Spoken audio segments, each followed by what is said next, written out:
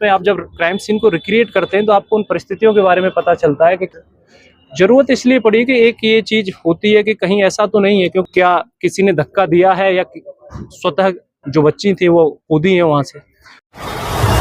आप देख रहे हैं जनपद न्यूज। पटना से इस वक्त की बड़ी खबर सामने आ रही है। 12 फरवरी 2026 को फुलवारी शरीफ थाना क्षेत्र के एम्स गोलंबर के पास एक बच्ची की छत से गिरकर मौत हो गई थी।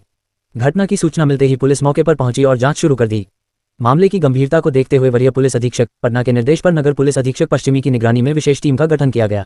आज 17 फरवरी को वैज्ञानिक जांच के तहत मृतका के वजन के अनुसार 4 डमी तैयार कर घटनास्थल पर क्राइम सीन का रिक्रिएशन किया गया ताकि हर पहलू की निष्पक्ष जांच हो सके।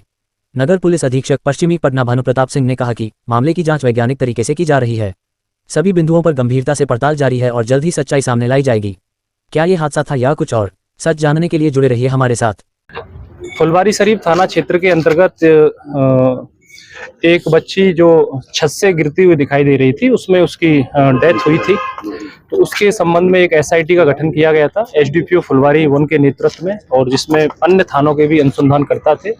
तो उसी की क्रम में ये अनुसंधान चल रहा था। तो उसमें आज क्राइम सीन को रिक्रिएट किया गया है और इसमें 4 जो डमी थे, पुतले थे उसके बच्ची के वजन के बराबर, लगभग वो डिफरेंट एंगल से एफएसएल के द्वारा गिराए गए थे।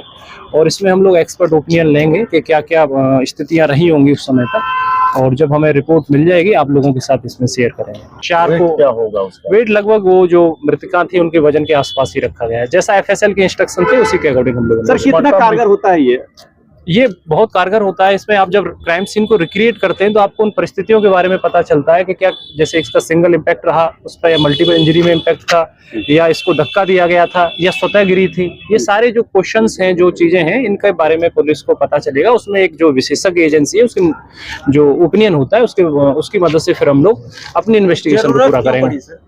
जरूरत इसलिए पड़ी कि एक ये चीज होती है कि कहीं ऐसा तो नहीं है, क्योंकि जब उसमें हमें पोस्टमार्टम की रिपोर्ट मिली तो एक क्वेश्चन ये भी, जिसमें सेक्सुअल असॉल्ट की पुष्टि नहीं हुई थी, तो एक क्वेश्चन ये भी उठता था कि क्या किसी ने धक्का दिया है या स्वतः जो बच्ची थी वो कूदी है वहां से।